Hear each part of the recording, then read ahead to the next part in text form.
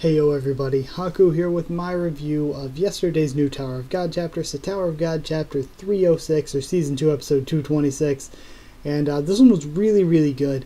At first I was thinking, okay, this may be one of my favorites, but then upon rereading it a few times, it is a little bit, I don't know, it's really good, but it's a little shorter than I thought it was at first, really. It's mostly action panels and stuff, so it might actually even turn out to be a pretty quick review of this.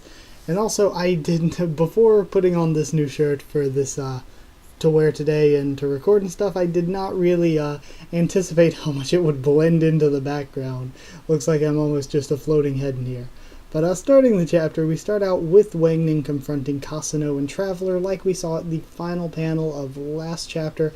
SIU has been doing that a ton, like the past 20 chapters or so. And then from there we find out that the yelling is actually Hoaqin with Prince and Miseng yelling from another room, and he is actually working with them. So we flash back to the day before, and the day before Prince and Miseng asked to join Hoaqin. Hoaqin in normal clothes was really interesting to see to me. I thought it was very different from what we've seen of him thus far. His overall personality and everything, it was a very different side to him. Not that he was out of character, it was just a very different side to him. Hayura looking quite sexy, and I've thought before that Hayura is attractive, but she's just not waifu like some, like Albelda clone or Ryun or anything, but Hayura looking pretty sexy. So Prince and Miseng promised to help Hoaqin find the clone slash Albelda. Albelda clone, whatever.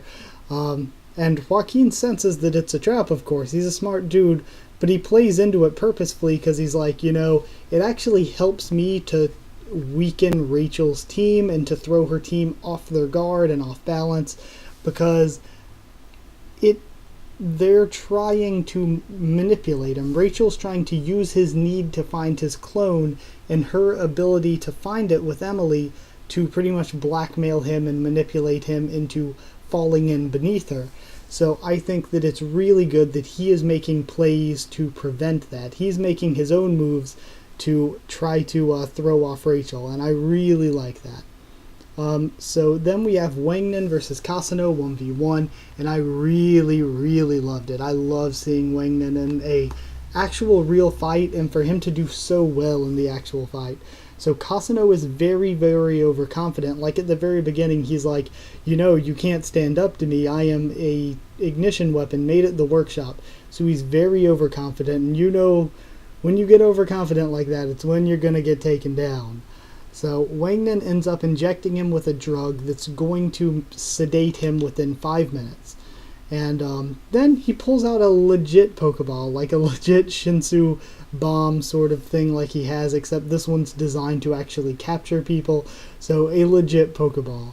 And then Cassano gives this speech where we find out he does have this crazy villain's savior complex that you see a lot in villains, where he thinks that doing all these crappy things is actually saving people, that he's actually doing good, but really he's doing the same things that were done to him as a kid.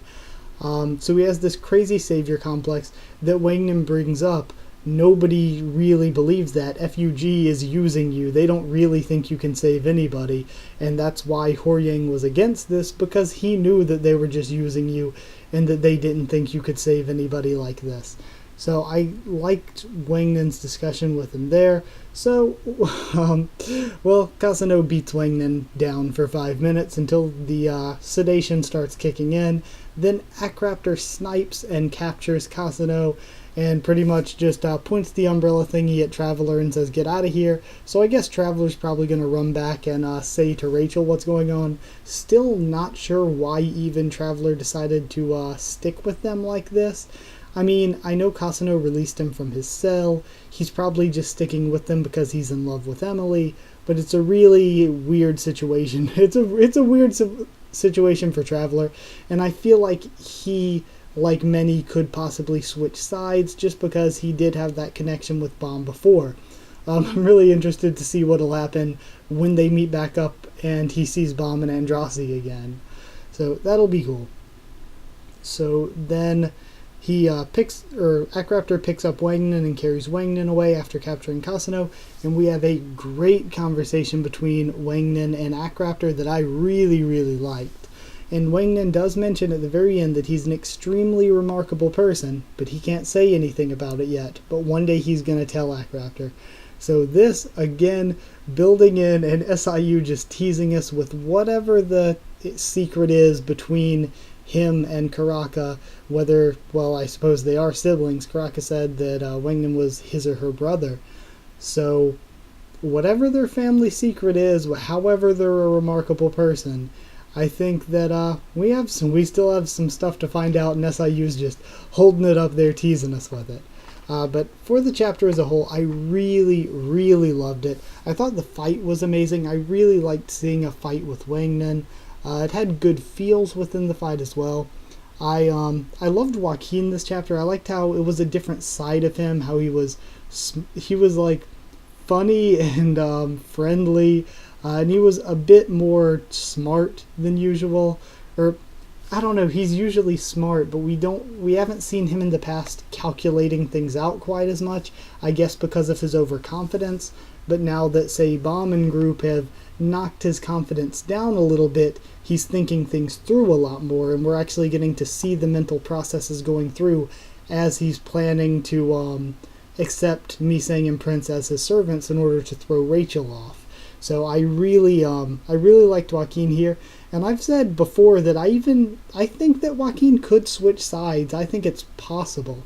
Like, there have been just the tiny little small glints and gleams of a possible future good side to him.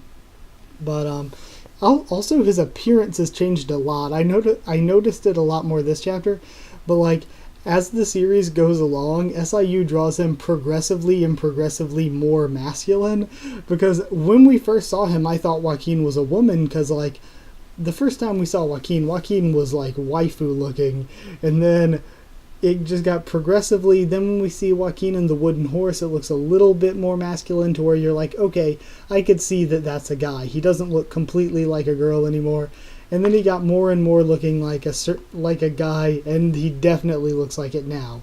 So it's really, the art style for him has changed a bit. I also loved seeing more Wangnan and Akraptor storyline. Missang and Prince too, but mostly Wangnan and Akraptor, because I still remember I've been reading the series for years, so I was reading back when week to week the characters we were focusing on were like Baum, Hoaqin, Wangnan, and Akraptor, is like the four of them being really central to the plot and being our important main team members. I still remember back to that.